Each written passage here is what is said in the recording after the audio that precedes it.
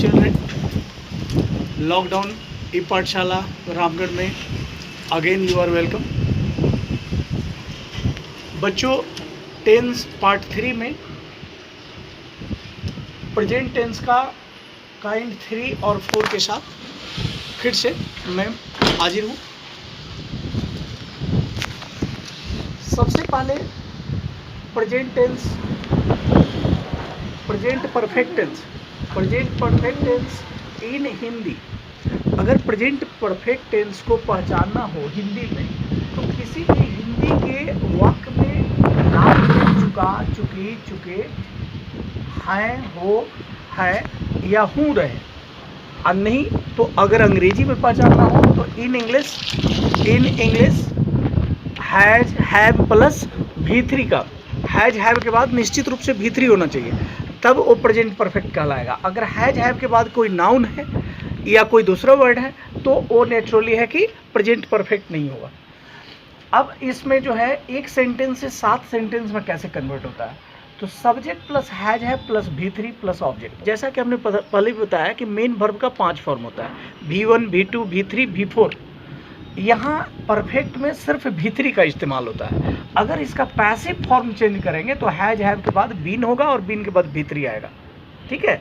लेकिन यही perfect continuous में ये हैज हैव के बाद बीन आएगा, बीन के बाद V4 आएगा। अंतर यही होता है कि बीन के बाद V3 हो तो परफेक्ट होगा लेकिन पैसिव वॉइस में होगा, अगर बीन के बाद V4 हो तो प्रेजेंट परफेक्ट कंटिन्यूअस होगा।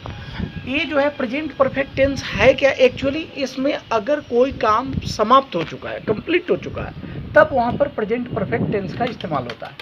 अब एक सेंटेंस से 7 सेंटेंस कैसे बनेगा, तो subject plus has have plus V3 plus object. Negative में सब्जेक्ट हैज हैव के बाद नॉट लगा देते हैं, V3 प्लस ऑब्जेक्ट। अगर इसको इंट्रोगेटिव चेंज करना हो तो हैज हैव को सब्जेक्ट के पहले ले लेते हैं। अगर इंट्रोगेटिव निगेटिव में चेंज करना हो तो हैज हैव सब्जेक्ट के पहले होगा और सब्जेक्ट के बाद नॉट लगेगा।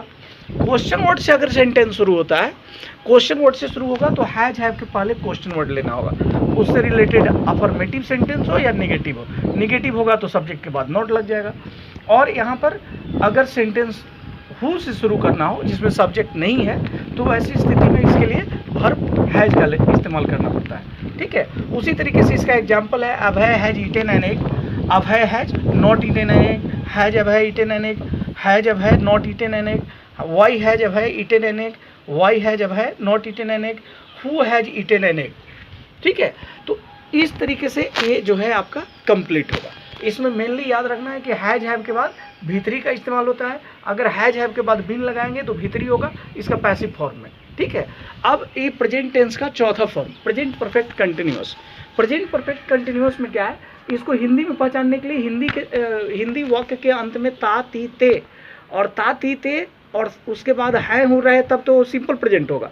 लेकिन ता, ती, ते के बाद रहा, रही, रहे और उसके बाद हैं, है, हो और हूँ रहे, तो वो प्रेजेंट परफेक्ट कंटिन्यूअस होगा। मतलब कोई काम पहले से शुरू हुआ है और वो अभी तक जारी है।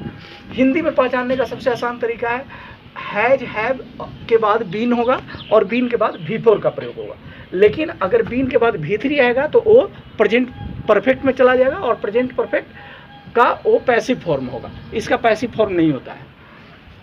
अब इसमें है कि इन इंग्लिश में पहचानने का सबसे आसान तरीका हो गया कि हैज हैव के बाद बीन होगा, बीन के बाद V4, वही V4 जिसमें ING का इस्तेमाल होता है। नेक्स्ट, इसका structure subject plus has have plus been plus V4 plus object होता है। अगर निगेटिव होगा तो हैज हैव के बाद नॉट लगेगा, तब बीन लगेगा, ठीक है, उसके बाद V4 प्लस ऑब्जेक्ट। इंट्रोगेटिव होगा तो हैज हैव सब्जेक्ट के पहले होगा और बीन सब्जेक्ट के बाद होगा।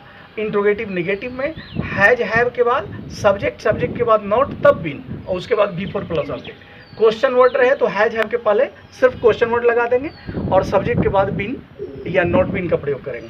अगर किसी का सब्जेक्ट नहीं है और कंटिन्यूअस में है तो हु का प्रयोग करेंगे और उसके साथ हैज लेंगे।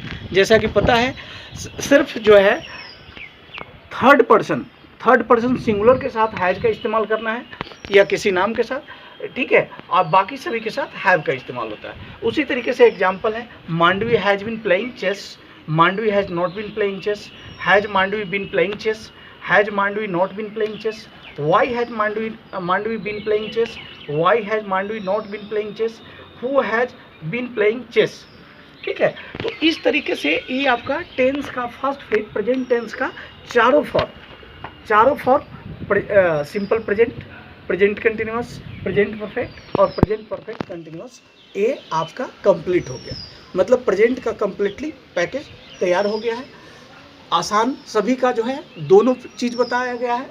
हिंदी में कैसे सेंटेंस को पहचानेंगे, इंग्लिश में कैसे पहचानेंगे, इंग्लिश में क्या सिम्टम होगा, कैसे पहचानेंगे इंग्लिश में, और हिंदी में कैसे पहचानेंगे। तो परफेक्ट में जैसा कि पहले बता जा चुका है कि हिंदी सेंटेंस के लास्ट में चुका, चुकी, चुके, हैं, हो, है, हूँ रहेगा।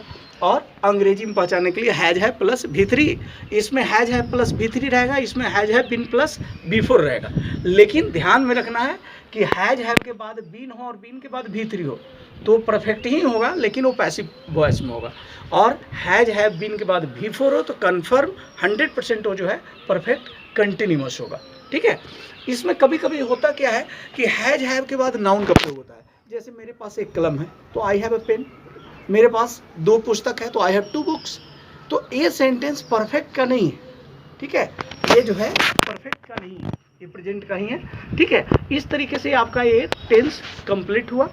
अब इसके बाद नेक्स्ट वीडियो में हम लोग पास्ट टेंस का जो है डिस्कस करेंगे और उसका जानेंगे कि उसका क्या हिंदी में कैसे पहचानेंगे, अंग्रेजी में कैसे पहचानेंगे, कैसे फिर एक सेंटेंस से 7 तरह के सेंटेंस बनाएंगे।